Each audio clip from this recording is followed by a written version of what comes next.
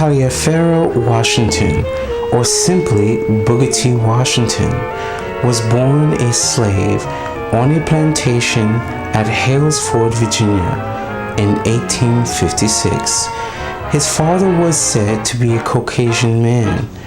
After being emancipated, his mother moved to Meldon, West Virginia, where Washington began to acquire an education by a combination of self-study, night classes, and regular classes, while he worked in a salt coal mine and then later on as a house servant. Booker overheard a lot of talk of a Hampton Institute, which was a special college specifically for Negroes. He traveled about 500 to 600 miles to enroll at the Hampton Institute and spent 3 years there, earning his living expenses as a janitor. After several years of teaching at Meldon and acquiring an additional winter of schooling at Wayland Institute in Washington, D.C., he became an educator at Hampton Institute in 1879.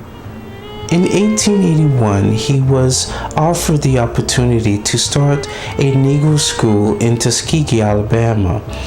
In addition to being an educator, Booker was also an author and has written many books, including an autobiographical called Up from Slavery in 1901.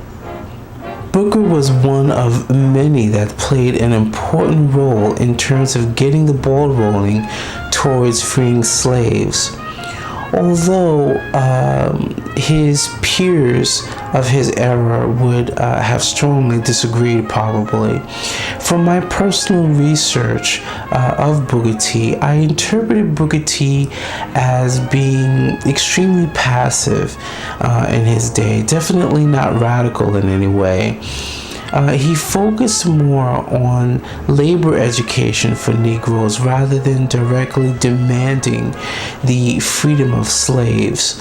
However, this kind of approach was extremely necessary considering the climate, the social climate of that time.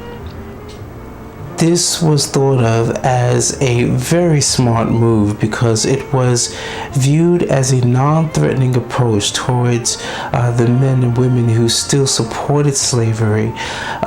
Booker's hard work paid off when the then President Theodore Roosevelt invited Booker to dinner one day, and if I'm not mistaken, making Booker the first black man to enter the White House and or without being a slave.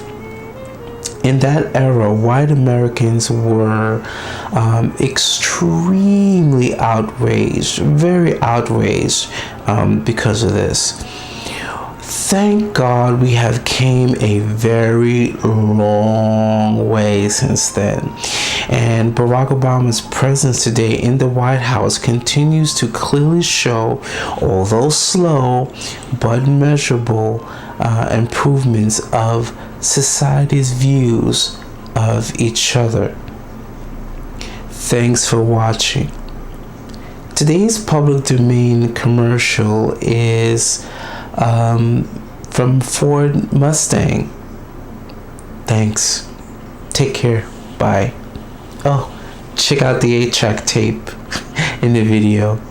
Bye. Here in the cockpit, bucket seats, sporty steering wheel, 5-dial instrument cluster are standard. With Mustang options like front disc brakes, a stereosonic tape player, 289 cubic inch Cobra V8. Fred soared to new heights into the wild blue yonder of adventure.